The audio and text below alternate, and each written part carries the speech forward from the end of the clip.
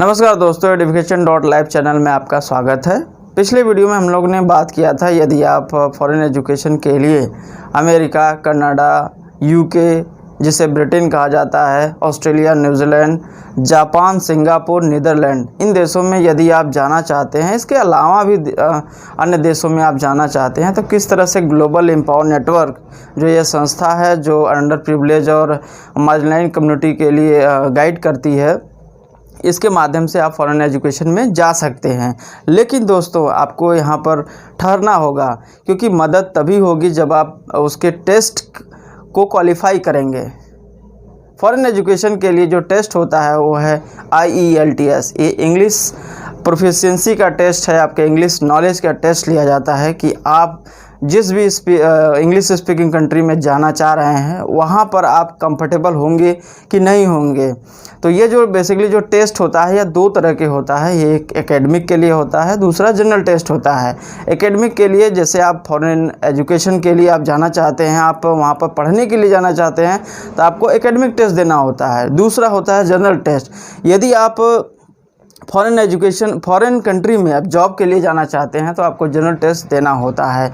इसके जो टेस्ट होता है ये बेसिकली ये जानने की कोशिश होती है कि आप वहाँ पर कंफर्टेबल फील करेंगे कि नहीं करेंगे, क्योंकि वहाँ पर जो इंग्लिश स्पीकिंग एक तरह से देश है तो उसमें आपकी जो लैंग्वेज है वो सही होनी चाहिए, आप समझ सके इस तरह से। तो ये जो इंग्लिश टेस्ट होता है ये बेसिकली दो तरह से एक आपके स्किल्स को टेस्ट किया जाता है। पहला है रिसेप्टिव स्किल्स।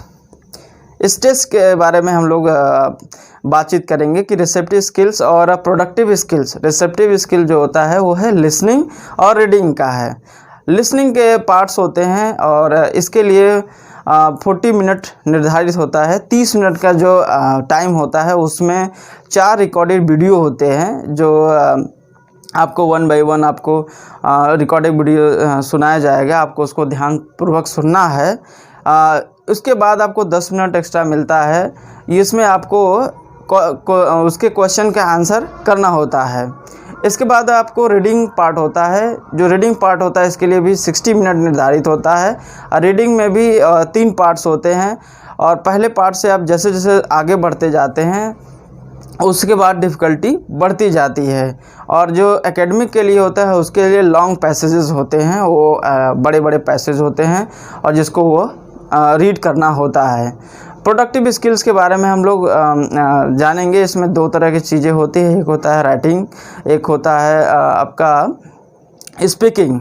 राइटिंग में जो एकेडमिक के लिए होता है और जनरल के लिए होता है, जो जनरल टेस्ट होता है उसमें 150 वर्ड्स आपको लिखना कंपलसरी होता है, इससे कम नहीं लिख सकते हैं। लेकिन जो एकेडमिक होता है वो 250 वर्ड्स आपको लिमिट होती है, इससे ज़्यादा आप लिख सकते हैं।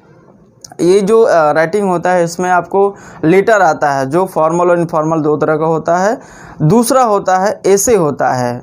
आप फॉरेन कंट्री में जिस भी देश में आप जाना चाहते हैं, पहले प्रायोरिटी आप अपना सेट करिए उस देश के जो डे टू डे लाइफ की जो चीज़ें, पॉलिसी में क्या बदलाव हो रहा है, इकोनॉमिक्स एक्टिविटी क्या हो रही है, वहाँ के टेक्नोलॉजी में क्या चेंजेस हो रहा है, इस तरह से बेसिकली उसी के आधारित क्वेश्चंस होते हैं जिसको आपको लिखना होता है।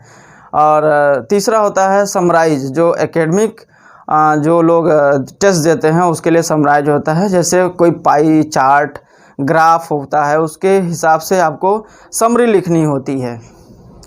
लास्ट होता है जो टेस्ट का जो प्रोडक्टिव स्किल्स के लिए वो है आपका स्पीकिंग। पहले उसी दिन आप टेस्ट को दे सकते हैं, या तो आप उस टेस्ट को 7 दिनों के अंदर आप टेस्ट दे सकते हैं। जब आप फॉर्म फिलअप करते हैं तो आप उसी के अनुसार आप टाइमिंग अपना चेंज कर सकते हैं। ये जो आपका जो स्पीकिंग पार्ट होता है वो 11 मिनट से लेकर 14 मिनट के बीच में होता है। इसमें 3 तरह का होता है। पहला तो आपका सेल्फ इंट्रोडक्शन होता है। सेल्फ इंट्रोडक्शन आप देते हैं, उसके बाद एक आपसे सवाल पूछा जाता है, एक एक्सटेम्परी जैसा होता है जिसमें क्यू कार्ड मिलता है, आप उसको उसके हिसाब से आपको बोलना होता है। और थर्ड जो होता है वो है डिस्कशन होता है। इसमें क्या है, जो एग्जामिनर है वो आपसे सवाल पूछते हैं, आपको उसको जवाब देना होता है। तो मोटी मोटा ये एक तरह से जो इसका फ्रेमवर्क है, इसमें आपको रीडिंग, लिसनिंग, राइटिंग, स्पीकिंग, ये 4 चीज़ों के बिहाफ पे आपका टेस्ट होता है। और ये जो टेस्ट है ये लगभग 25 वर्षों से ज़्यादा समय से ये टेस्ट हो रहा है और मोर देन 10,000 प्लस जो यूनिवर्सिटीज़ है इस टेस्ट को, इस बैंड स्कोर को, जो टेस्ट होता है उसको मान्यता देती हैं। तो आप फॉरेन कंट्री में जाना चाहते हैं तो पहले से ही अपनी प्लानिंग बनाइए, किस तरह से हमको किस देश में जाना है, और उसके हिसाब से आप उस देश की जो लैंग्वेज है किस तरह से उसके टेस्ट होते हैं, उस टेस्ट को भी कैसे क्रैक किया जाए, इसके लिए आप शुरुआत करें, क्योंकि बहुत ज़रूरी है। और दूसरी चीज़ है कि फॉरेन यूनिवर्सिटी में ऐसा नहीं है कि फॉरेन यूनिवर्सिटी में सबके लिए चीज़ें नहीं मौजूद है, सबके लिए बहुत सारी चीज़ें हैं, बहुत सारे स्कॉलरशिप प्रोग्राम और अन्य चीज़ें भी मौजूद होती हैं। तो बस ये आपको है कि आप कितना जागरूक रहते हैं, कितनी आप इसके बारे में सर्च करते हैं। मैं डिस्क्रिप्शन में इसके वेबसाइट्स के लिंक दे दूंगा, यदि आप इस पे वेबसाइट पर जाइए और वहाँ पर पढ़िए, जानकारी इकट्ठा करिए। ये तो बहुत छोटी सी जानकारी है, इसमें और भी जानकारी के लिए आप वेबसाइट की मदद ले सकते हैं। मेरा ये प्रयास है कि आप इस टेस्ट के बारे में जानिए कि आपको अगर विदेश में जाना है, हायर स्टडीज़ के लिए जाना है, तो IELTS नाम का एक टेस्ट होता है जिसे आपको क्रैक करना है, और IELTS एग्ज़ाम में क्या क्या चीज़ें आती है इसको आपको समझना है और जानना है, और भविष्य को आपका उज्जवल बनाना है। फिर एक नए वीडियो के साथ हम लोग मिलेंगे, तब तक के लिए धन्यवाद। आपका अपना साथी education.live।